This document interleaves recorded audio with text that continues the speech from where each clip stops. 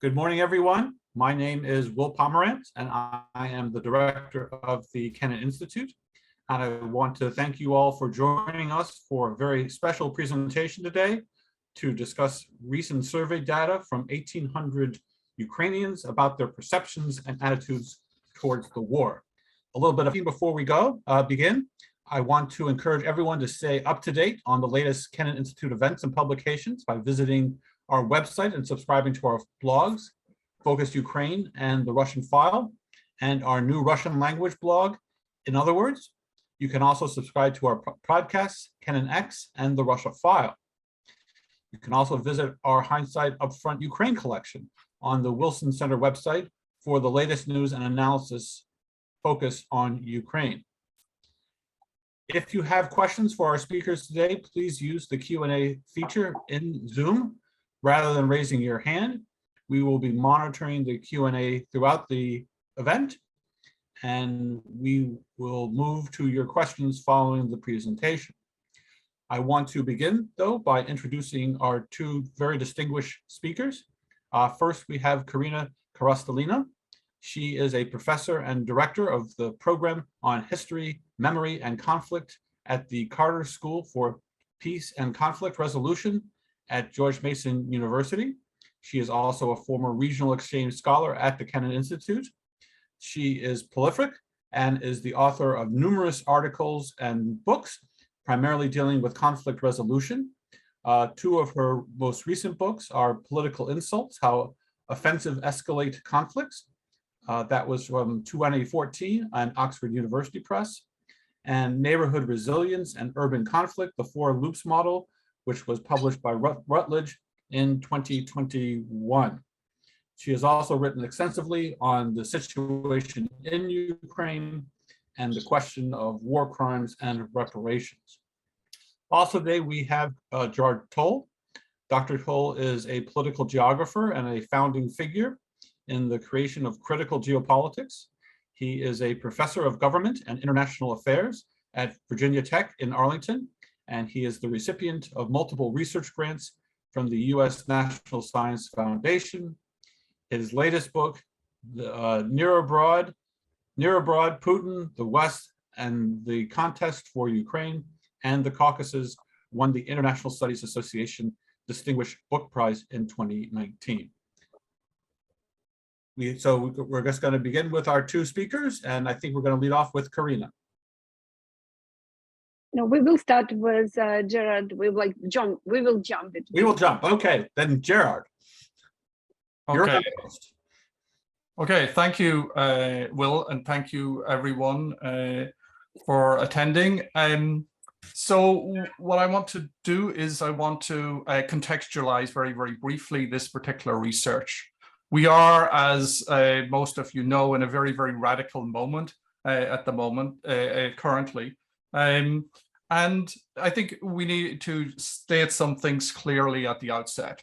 First of all, what we're dealing with here is a war against Ukraine. It's a war against the Ukrainian government. It's a war against Ukrainian territory, and it's a war against Ukrainian people. So it is a geopolitical war, but it's also a biopolitical war in the sense that the population itself and the relationship of the population to the territory is part of what is being remade here by this invasion, by this particular action. We have entered an extremely radical moment in this particular invasion as a consequence of what happened over the last weekend, where we had the set of kind of legitimating performances in the Kremlin in order to cover up what is the largest annexation of territory in Europe since the Second World War. And that's a very, very chilling statistic and a very, very chilling fact that we need to bring forward. What we have as a consequence of that is essentially a war in which you have Ukrainian actuality, Ukrainian territory, which is being systematically, and it has been since 2014, but certainly since February, beyond the Donbass, being systematically attacked and undermined, and the population being forcibly displaced from these territories and the territories that are claimed, but also territories beyond that, of course. And initially, the initial attempt to at regime change, of course, failed. So it has devolved into essentially an annexation and an attempt to try to take 20% of the territory off Ukraine, and to undo that territory in the sense that there's a war against infrastructure,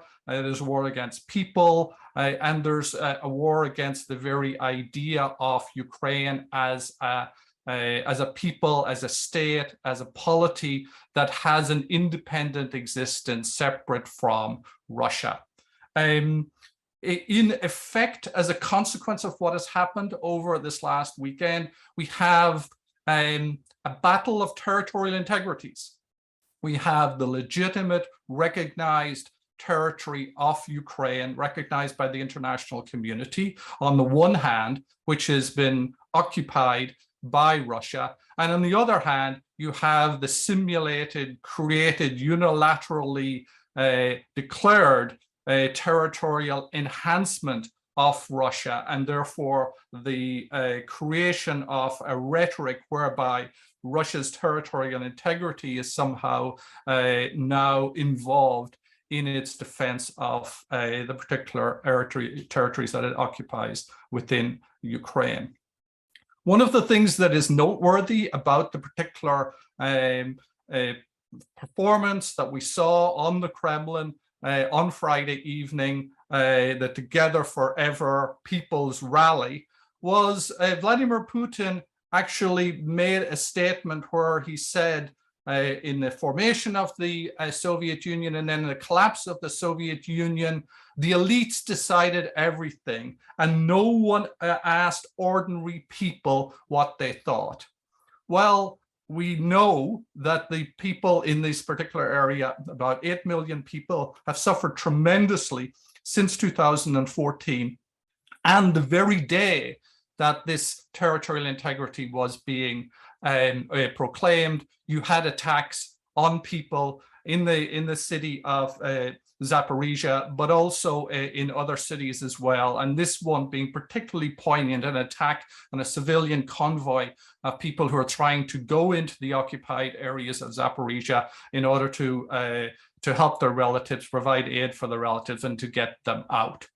What we're doing here with this research is we're providing a ground level, place-based research on the attitudes of ordinary people who are caught up in this. So contrary to Vladimir Putin, we are listening to people, but it's the people that are not necessarily affirming the fictions, the particular fantasy that is being created by the people who occupy the Kremlin.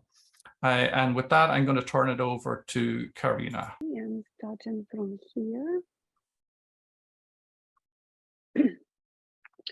So, as Gerard just told, we really concentrate on perception of people, and this turn to local become very important in multiple fields, including field of conflict analysis and resolution. The idea that local possess knowledge, possess experiences, and can create way forward as agents of change. So for us was very important what real frontline experience think. So we also wanted to see how multiple already existing theoretical puzzles around territory, around perception of war and peace can be resolved using this particular research. So our major questions would, what are experiences of people? What are real on the ground ways how people see it? Also, how they understand their identity, and also for us, the most important, how they see the Russian leaders. Also, we will be addressing here how people perceive territory, how territory become available for them, how it's become important as normative prescription and behavior of people. And finally, we were looking about different dilemmas and trade-offs.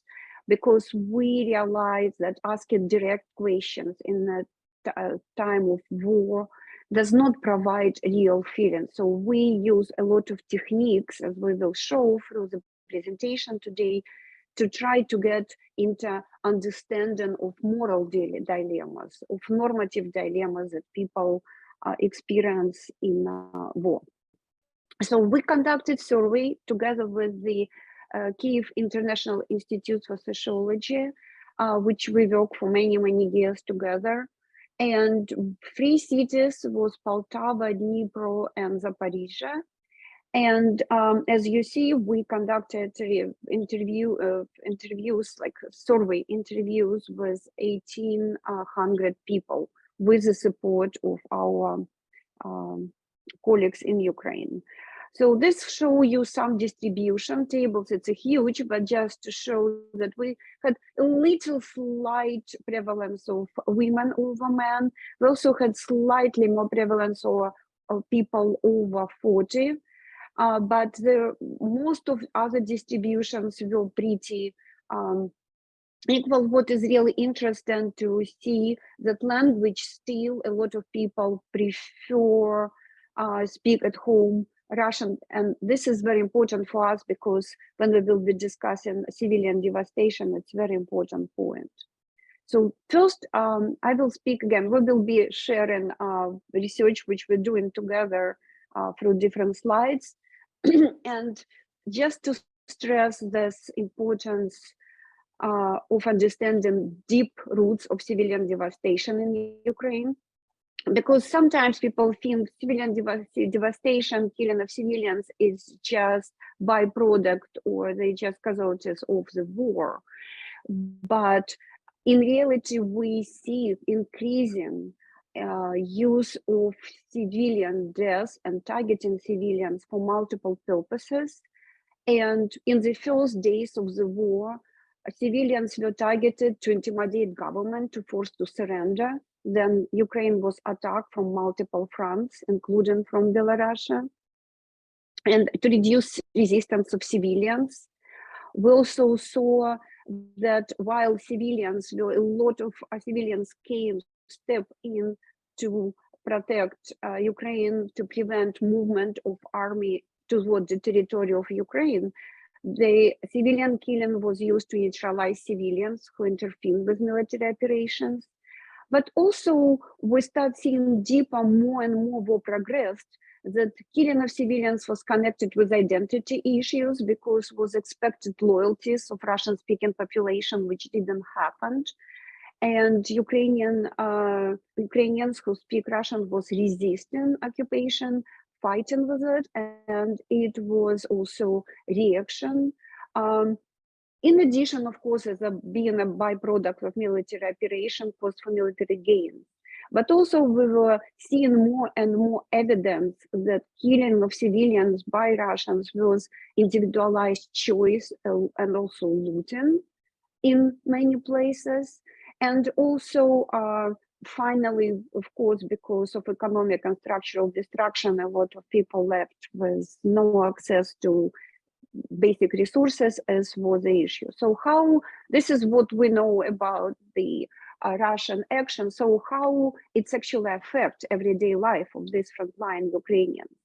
And this is what I really want to show, that majority of our respondents, 58% prefer speaking Russian in their home. And this is a population which Putin expects to rescue and support and protect. And they are the main target of devastation and violence.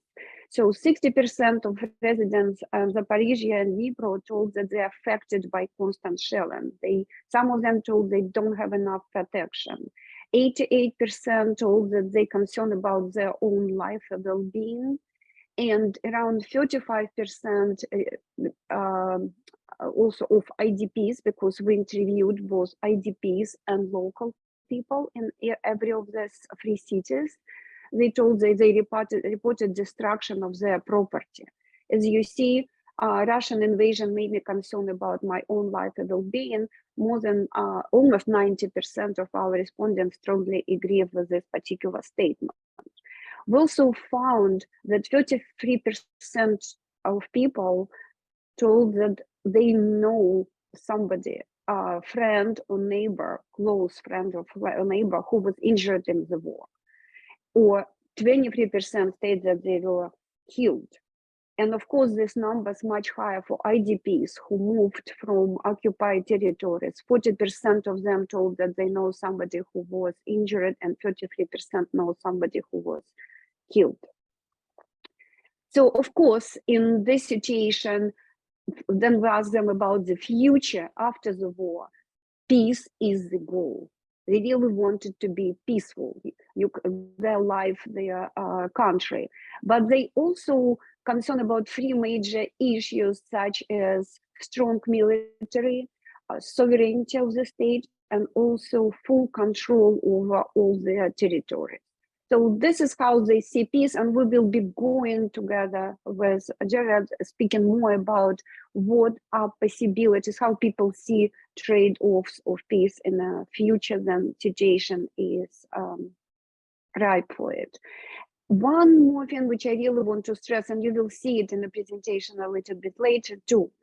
A lot of research shows that people who are affected by the war are more ready to consider peaceful solutions or ceasefires, or some other research shows that no, those people who are affected most, who have somebody killed, they actually more resist and they won't continue to fight, and they have more inclination and willingness to fight. So this was research when we asked people if it's imperative to seek ceasefire from stop killing young men as the future of the nation, because this is those who are in frontline. And you see here is very strong difference between IDPs, those who were affected by violence, and those who were in cities. And this difference really also we have to consider when we look in the future for some solutions and negotiation solutions, because those who are affected by violence have different voice than those regions which are not affected by violence. Also, we were looking into a very important issue, how Russia is seen by Ukrainian population. First of all, we found very strong social boundary, perception of differences between two nations. These two graphs show that this perception, not only how people see about it, but what are social norms in society, and social norms define how people expect others and expect the entire population, this in-group position, see the Russia. So there is a very clear difference between two nations. However, then we went to understand symbolic boundary. You see more distribution here, that people see citizens and see cultures and values and perceptions a little bit different, especially cultural. You see distribution is different, and there are still high level of disagreement about similarity of cultures, but also agreement. And what is interesting here that you see opposite process. Those who were more affected by violence see less similarities in culture. Those who were less affected by violence, this is colors which are lighter, they see more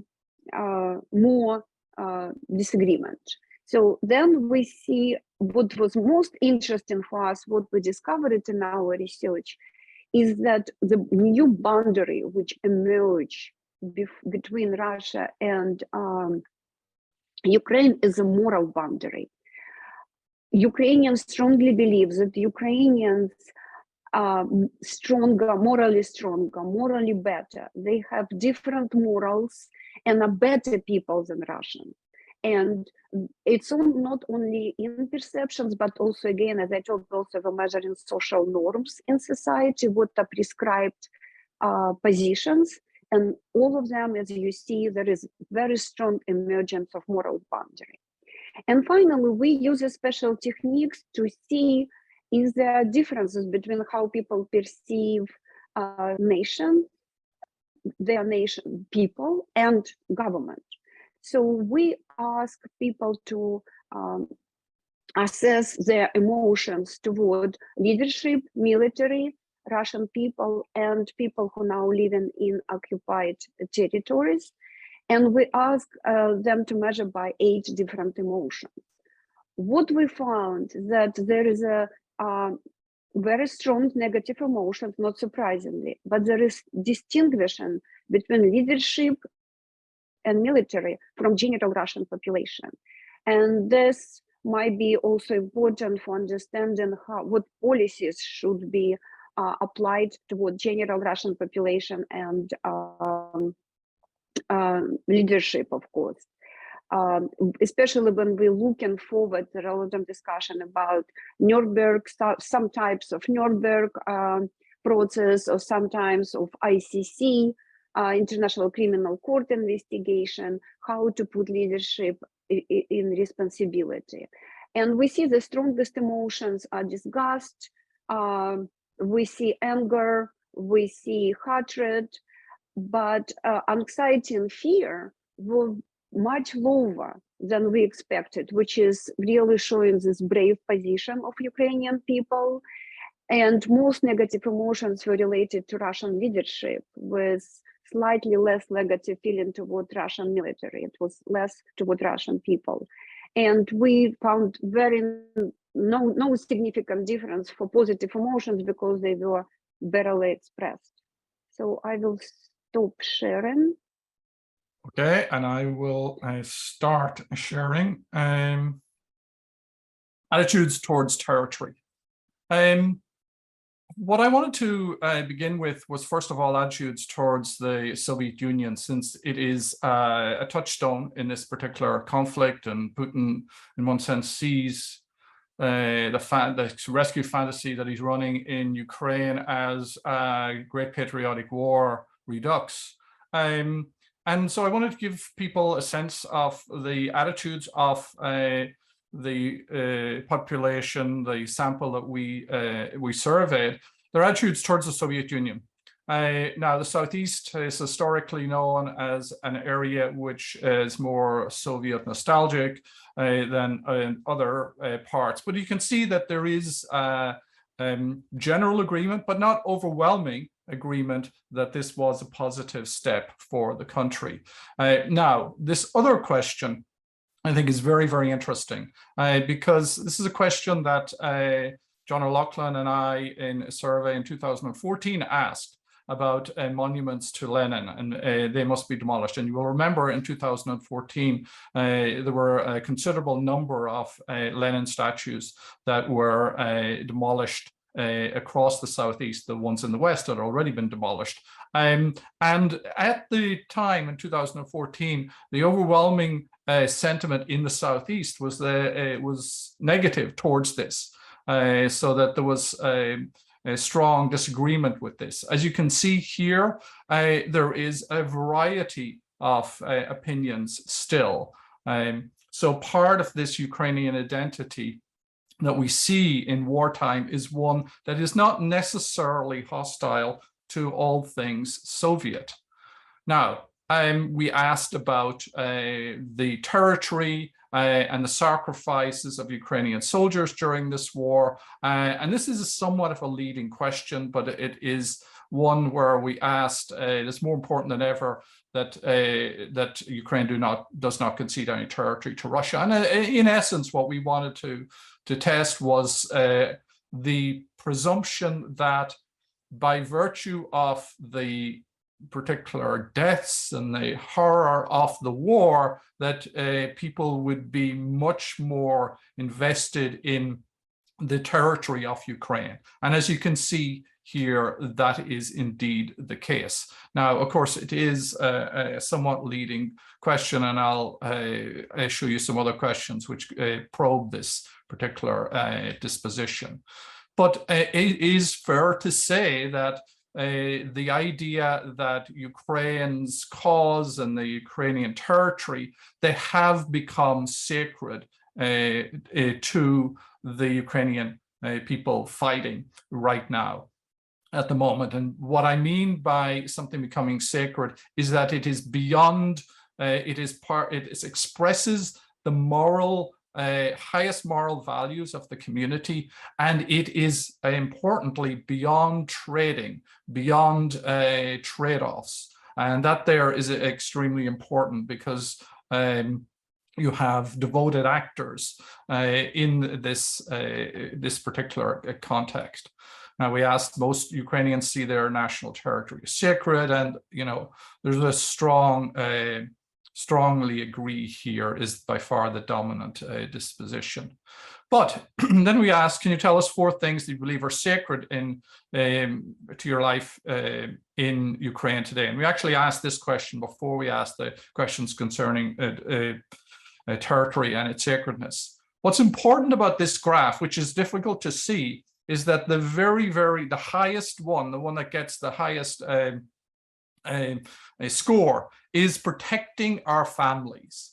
That comes before defending our land from invasion, the independence of Ukraine, and Ukrainian territorial integrity. In one sense, that should not be surprising, but it does mean that you can get context, and you do, of course, in real life, get situations in which you have sacred values in conflict with each other. And in this particular case, protecting our families, protecting lives, as opposed to defending our land from invasion. So the most sacred value in life is the safety of myself and my family. Strongly agree, overwhelmingly agree with this. Now, what does this mean in terms of how people are thinking about negotiations, ceasefire, and peace? Well, we asked people what do they think about these particular 3 statements. First statement, yes, we need a ceasefire immediately, no matter the territorial cost.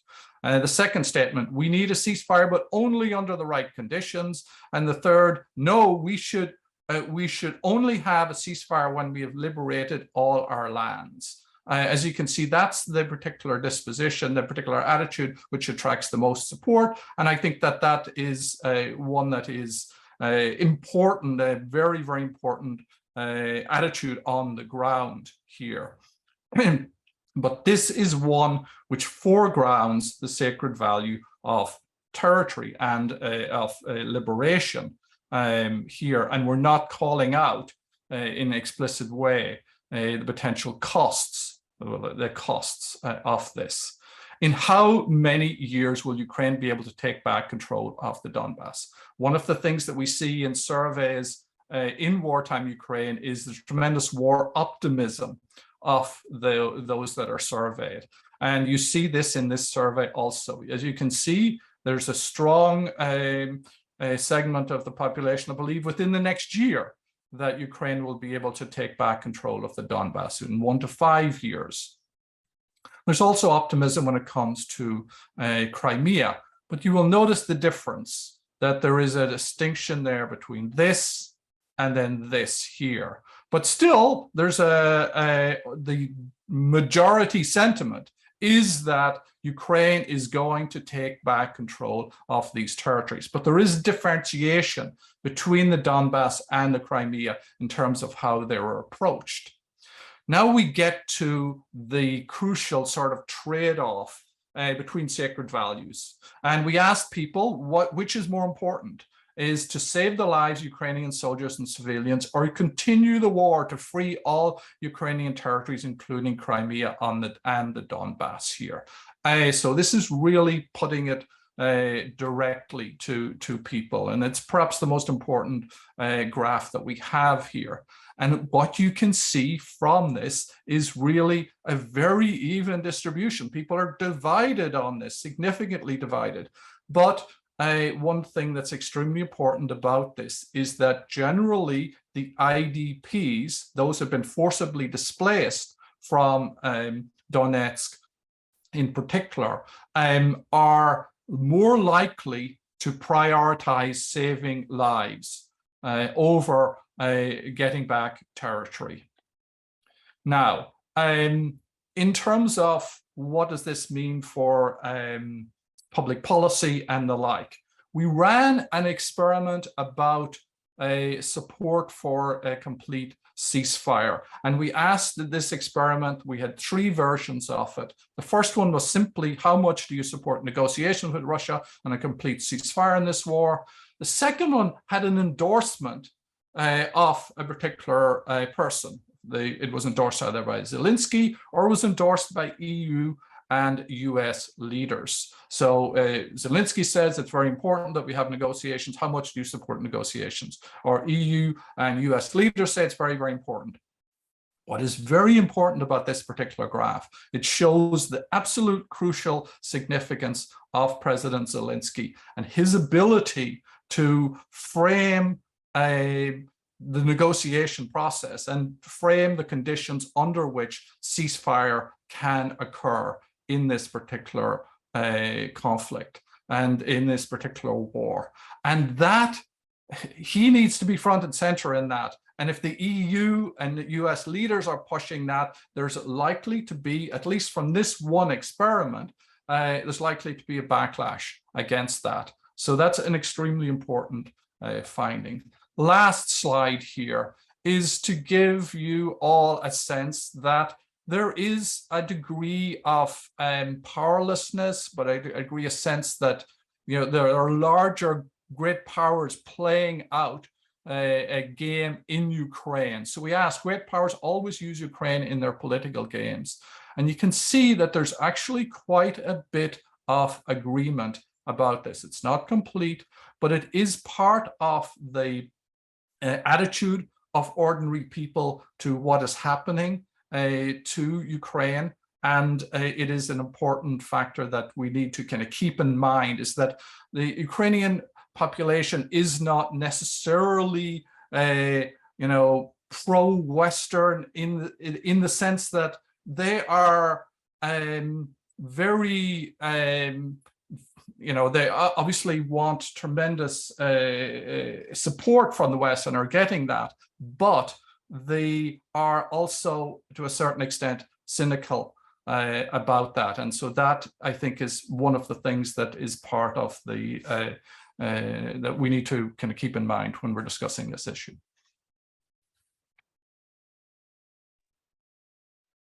Thank you very much, Gerard and Karina.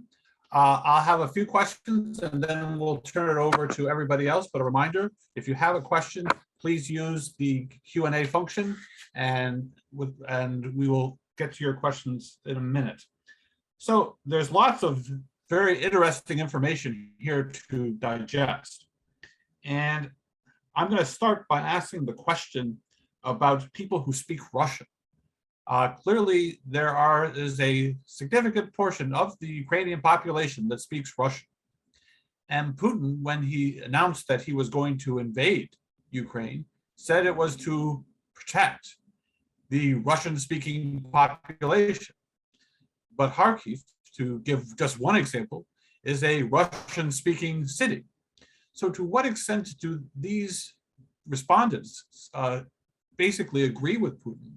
Or do they say that, he utilized and misused the Russianness and the Russian language to try to basically conquer Ukraine without understanding the notion of Ukrainian identity?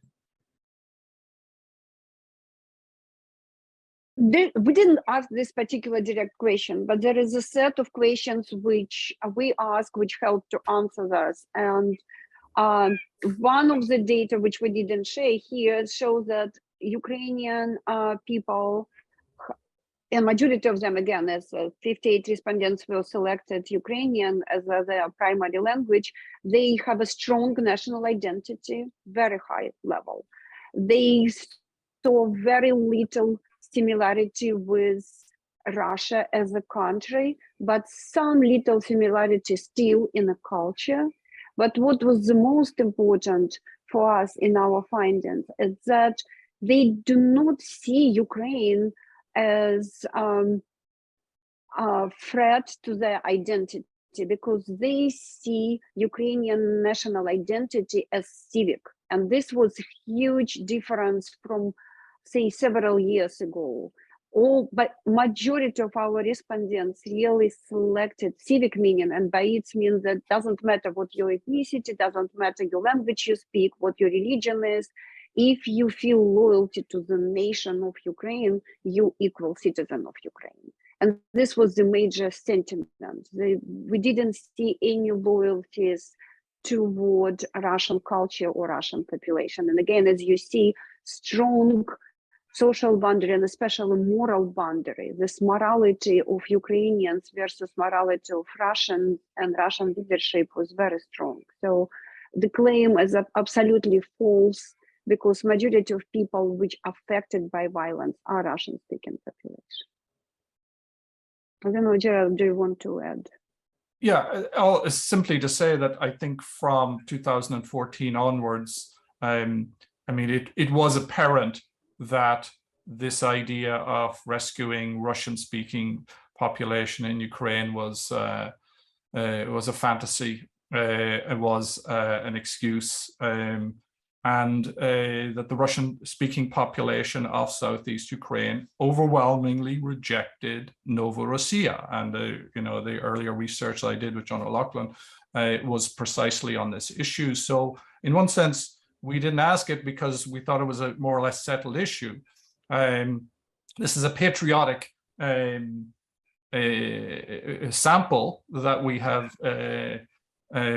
surveyed here, and they're overwhelmingly Russian speaking, and they're overwhelmingly Ukrainian and proud of that particular identity. And Ukraine has done a good job of allowing a Ukrainian identity to be expansive, so that it does not necessarily involve speaking Ukrainian language and having an ethnic Ukrainian identity. At least that's the particular perception, the particular reality, the lived reality of people in this area. Now, you know, will that change as a consequence of this war? I mean, that's an open question, and we just don't know the answer to that. But I think one of the things in showing that earlier slide about the Soviet Union is that, you know, that will Ukrainian identity be sufficiently expansive to also include people who have nostalgic, positive attitudes towards the Soviet Union? And I think that's an open question that should be decided by Ukrainians, right? And the Ukrainian state as a whole, and the polity and the way in which it organizes its democratic system.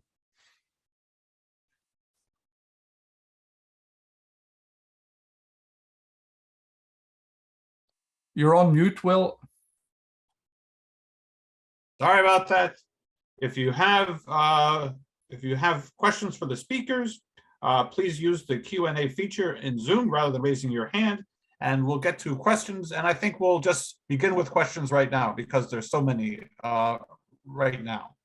So Michael Keys asked 2 questions. Were you able to interview Ukrainians in Eastern Ukraine who fled eastward into Russia? Is it possible that Ukrainians in Eastern Ukraine identify most with their family and their country because they feel disconnected from Kiev? Who wants to take that? I think, first of all, yeah, go ahead. Go ahead. No, so is this about Ukrainians that have fled to Russia? You know, so we weren't able to survey Ukrainians that had fled to Russia. There are lots of anecdotal stories about that, some of them quite horrific, about the filtration camps and the like. But yeah, there are also people that have lots of relatives in Russia. But no, this was in 3 particular cities, frontline cities. And so the people that we're interviewing, the IDPs, are people who have fled from the occupied territories. And I can address the disconnection. We actually didn't see any disconnection. Again, we see very strong loyalty to the nation, very strong connection to the nation, very strong increase in feeling of national identity, but again, civic identity. And from all the research, what I work a lot with civic society in Ukraine. We just had very good session at my school on that. There's a very strong interconnection. What make Ukraine strong, which make it still very unique, is this very strong bond between civic society, between people on the ground and the government. And it's really activism, which started in 1914, which is growing right now. Then everyone feel responsible, everyone feel able to somehow support country and support its fight for its territory and its sovereignty. So I think this strong bond coming out from our own research, but also coming out from other research done right now in Ukraine. Oh, you muted again. I have cats in the background, so I'm trying to keep going here. From Ivan Snook, I'm confused on the slide about save lives of Ukrainian soldiers and civilians or continue the war. The answers are very important. It's very important for save lives or continue war. Yeah, so that slide asked which is more important. So it gets at a really crucial dilemma. It's a tragic dilemma here. It's in one sense, the literature on sacred values is that with sacred values, you then pose a trade-off, and if that trade-off involves something like money or the like, that's rejected. That's seen as a taboo trade-off. Why would we, take money instead of our territory, which is sacred to us? But if you place two sacred values next to each other, that is a very, very difficult, and it's considered to be a tragic trade-off. And that is something that you have to do because this is the particular circumstances require it. Now, as you can see, there is not consensus on this particular issue. It is part of what we are exploring here, and it is one that is, it's extremely difficult. And for any particular side fighting in a war, you always have to take into consideration just how many people you are losing and just how painful it is to continue to fight in the war. And of course, I just want to maybe to help. So this on the left, these two tables, it's important to save life of Ukrainian soldiers, and this two here on the right is continue to the war to free Ukraine. And here, like, both are important. And again, I want to stress it from point of peace studies, then we see very important difference in many. We've asked multiple questions like this when we presented war dilemmas.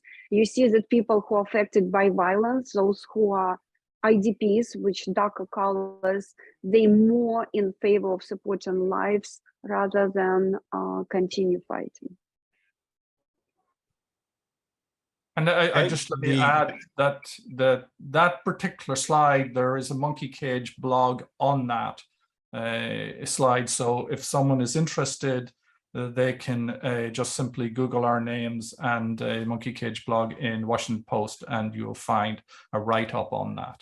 Yeah, we actually, this I think slide, it shows we published already 7 articles, yes.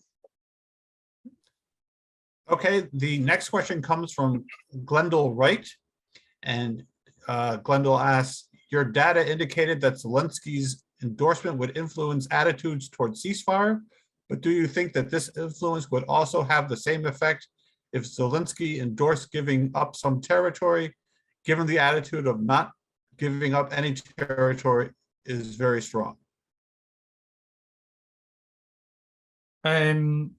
So yes, we asked about ceasefire, and this is not necessarily giving up territory, of course. What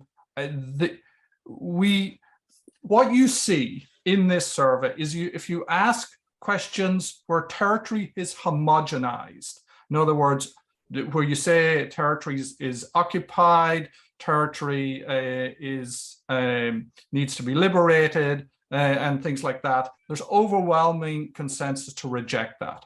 When you begin to break it down and say, well, let's talk about Crimea or let's talk about Donbass, you still have a majority of the population that is against territorial concessions, but it drops off. And there is distinction between what people's attitudes towards Crimea and people's attitudes towards the Donbass. Now, if in negotiations, after a ceasefire and negotiations, the status of Crimea will be on the table. And that's a big challenge for Ukraine right now, because Ukraine effectively is its territorial integrity, getting back its territorial integrity will mean it gets back over 1 million, maybe 2 million people who see themselves as Russian. So that's a dilemma, and how Ukraine handles that dilemma, as it is really grappling with the whole issue of collaboration right now in territories that it liberated from occupation. That is a major challenge for the state, and it's one that I hope it handles in a way that is a sophisticated and clever one. I hope that the West will support Ukraine in its efforts to try to handle that in a way that is humane and doesn't involve the forced displacement of those peoples. And also probably very important to stress that when we speak about ceasefire and peace negotiation, it doesn't mean peace, doesn't mean surrender or giving up territory. Territorial concessions does not connect to the peace, because peace process, it's a very complex process, and we, in the field of peace studies, studied in multiple countries. It has multiple other tools. Peace not in many cases doesn't mean territory concessions. It means other tools like sanctions, change of policies, pressure on leadership, investigation by international criminal court. There are multiple tools available in international community which can promote ceasefire without territorial concession. There have also been proposals for Crimea in terms of it being leased, or there being internationally supervised referendum in that particular area.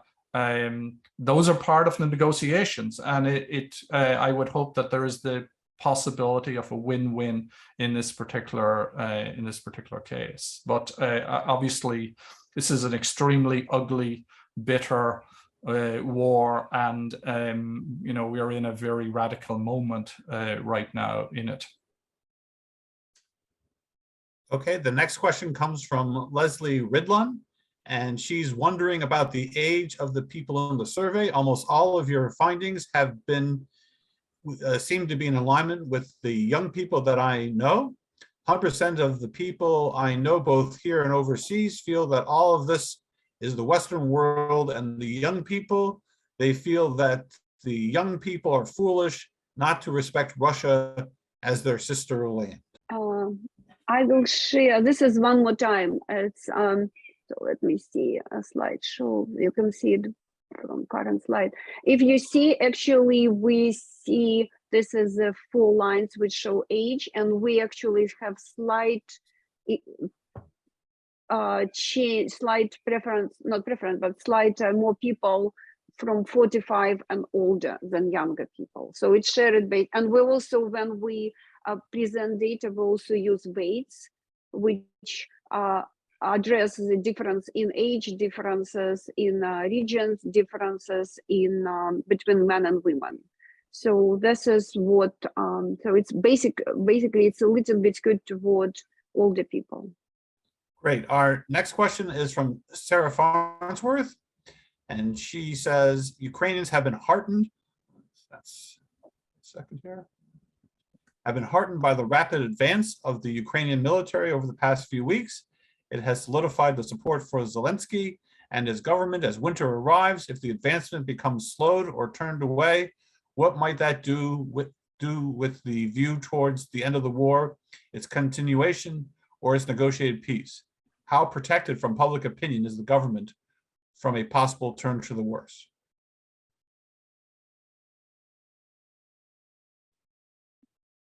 You know, that's a question where we're asked to kind of speculate on things. I would say that right now, there's no reason to presume that the war optimism that we saw in the summer has been diminished in any way. I think the Ukrainian people are very determined to win this war from what we can see.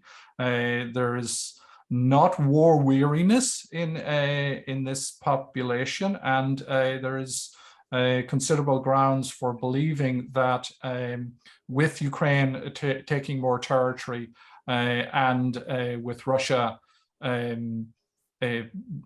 having significant casualties, but also significant problems with mobilization, that the Ukrainians would feel that they're going to continue to do well and would continue to support the government.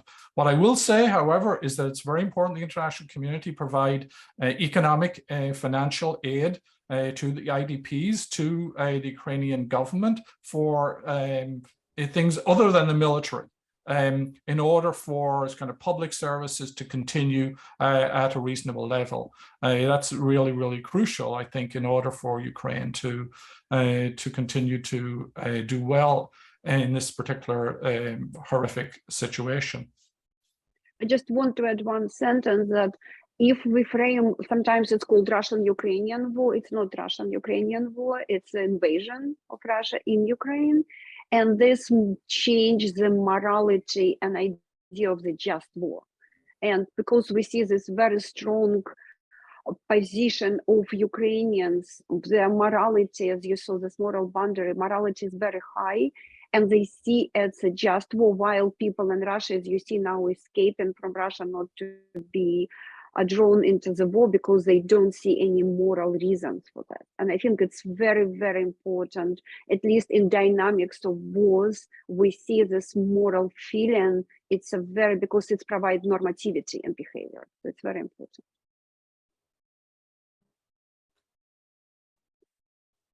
Okay, the next question comes from Michael Anderson, who thanks you for this excellent work. I did not catch when the date you conducted the survey was, but you say that Ukrainians distinguish between Putin Russian army on the one hand and the Russians on the other. But my feeling is that as the atrocities continue, Ukrainians feel more and more difficult to hold on to this distinction. Is that true? It was in July. We did the research in July, mid-July, 2 weeks of mid-July. Again, it will be more speculation based on anecdotal evidence to tell is it true in terms of statistical difference. But I do believe that Ukrainian people still distinguish. They have ability, and because people on the ground really see what's going on, and they see differences between how leadership function and how people see it. But again, it's speculation because we don't have data to give a statistical answer for it. I think it's also worth underscoring that the Russian military itself is a heterogeneous group of different forces. And so the experience of various people with the Russian military will not necessarily be uniform and will not necessarily be easily characterized. I think that there are mercenary forces there are criminal forces there. There are kids from Dagestan and elsewhere that are extremely impoverished and that are essentially pillaging the country. And then there are probably much more experienced troops that are more disciplined. But it is part of the complexity of the war is that people will have different experiences, and that will come across in these surveys. Okay, next question comes from David Baxter. How do families with immediate family members both in Russia and Ukraine feel about the war?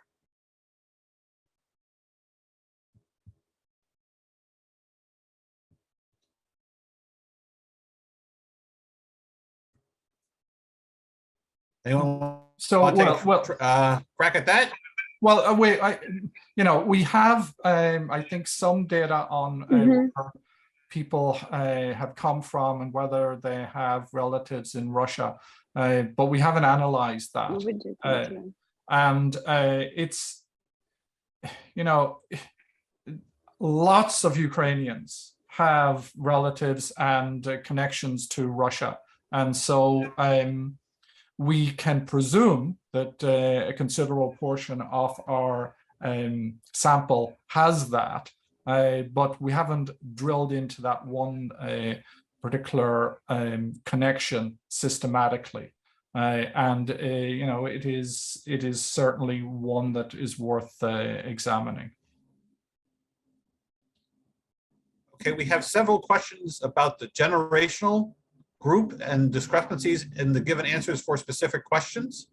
Can you make any sort of comment about questions of gender and age? We didn't run it yet because for us was the most important to see the difference between what we concentrate in this particular presentation and our research before is difference between IDPs, people who are affected by violence mostly, and people who live in territories, and also closeness like Zaporizhzhia and Dnipro versus Poltava, which is further away. So we didn't do the age versus, but it will be, I think it's a very good question. This is where we will be going further to see more cross-sectional analysis through different populations. Yeah, and I think that's particularly relevant in the case of the questions about the Lenin statues and the questions about the Soviet Union. I mean, I think that is a generational issue. While, of course, some do identify, young people do identify with this kind of idealized propaganda conception of the Soviet Union, that is generally not very common. So it's really a phenomenon of older people and of connections to the Great Patriotic War. Simon Mills asks, based on your findings, would you predict that the longer the war goes on and the more Ukrainians are directly impacted by violence, the more people will want to see negotiations? It's research, again, we based our research on, we grounded it in a very deep field of analysis, how dynamics of war and conflict impact perception of peace processes. And there are a lot of evidence coming from multiple places. But that's why we are doing this research, because evidence is not consistent at all, depending on area where research was done, depending on country, on timing of it. There are evidence which show, yes, the longer the war, the more people longing for peace, but also we also see data which shows the more war is progressed or violence progressed, the more people invested in continue fighting. So there are different evidence, and we really believe that our research will contribute into this particular puzzle.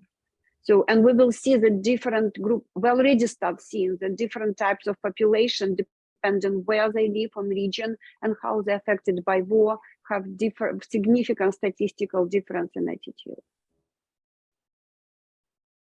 Yeah, and I think that, when we do this research again, we will have a sort of a new data point further into the war. But, let's be clear, Ukrainians want peace. They just want their country not to be invaded. They want to have their independence, their sovereignty, their territorial integrity. They see themselves as fighting a just war. They are fighting a just war here. And so I think that it is the dilemma here is that how do you get to peace? And, as far as the Ukrainian government is concerned, you get their true victory. Yeah, and just exactly to stress it, what our research is really trying to show that it's not as easy. It's wars are not just patriotic slogans and not just suffering. Wars are both. And people experience on the ground, they experience both. They turn about saving their family, but also to support their country and its independence, right? And this is what our research is showing, that we need to, then we look into war dynamics and complexities of peace processes. We have to understand this multiple forces and values which work at the same time and address them. Okay, we were not able to get to all the questions, but I want to thank my two discussants here. One last question though, and that is World War II and the Soviet victory in World War II has often been portrayed by Putin as the crucial unifying event in the post-Soviet space. So in light of the atrocities, in light of the claims of denazification and so forth, can the victory in World War II still serve that previous function of unifying a vast post-Soviet space?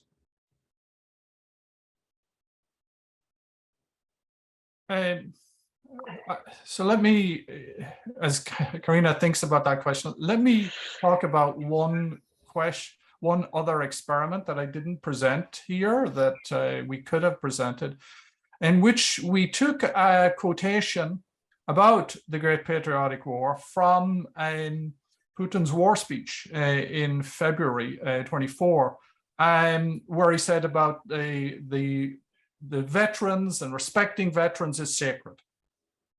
And so we asked people that, and then we said, one particular group, we asked them that. The other group, we said, Vladimir Putin said this, and then asked them, do they agree with it? And the difference between the people who buy into the sort of the sentiment, and then once you put Putin's name on it, is enormous. And so that indicates, first of all, how toxic anything endorsed by Putin is here. And, you know, that's not surprising. But it does indicate that there is still power in this sentiment.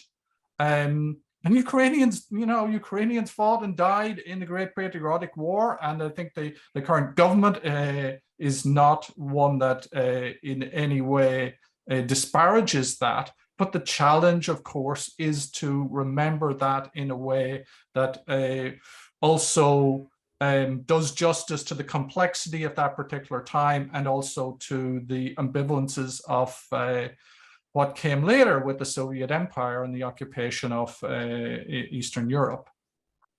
Yeah, I completely agree that it's shared more with older population, but also I think the overuse, employment of these memories and chosen glory of World War II in this Z symbol, which is used, you know, the one which is used by Russia, and the use of this World War II victory symbolic together with the Z.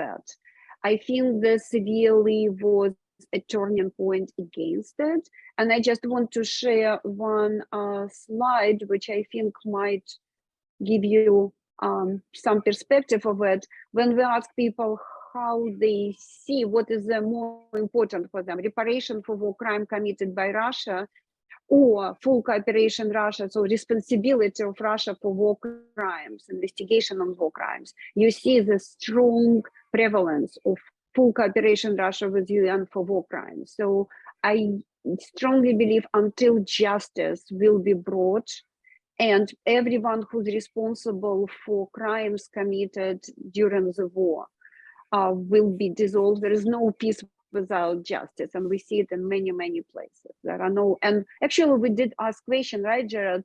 Do you think that even then peace agreement or possible, do you think we will be in peace with Russia, we ever will be in peace in Russia? And answer was prevalently no, because people expect justice. People, those who are responsible should be brought to justice. Yeah, I think that's right. We did ask that question, and you know, it reflects a common sentiment: is that how can you make peace with the regime that launched the war against us? And so that is part of the challenge for negotiators, for the international community, for the Ukrainian government going forward, as we try to sort of de-escalate this very, very dangerous geopolitical crisis. Thank you very much, Gerard. Go ahead, Karina. Go ahead. No. I was thinking I didn't hear you. Yeah, sorry. Okay. We're going to bring this discussion to a close, but it was fascinating, and it obviously touches on a very important issue going forward. I'd like to thank everyone for joining and our speakers, and we look forward to having you on future Kennan Institute events. Thanks so much. Thank you very much, and thank you for all your questions and for coming here. Yes, thank you. You can read more on in various places. Just Google our names and you'll see pieces.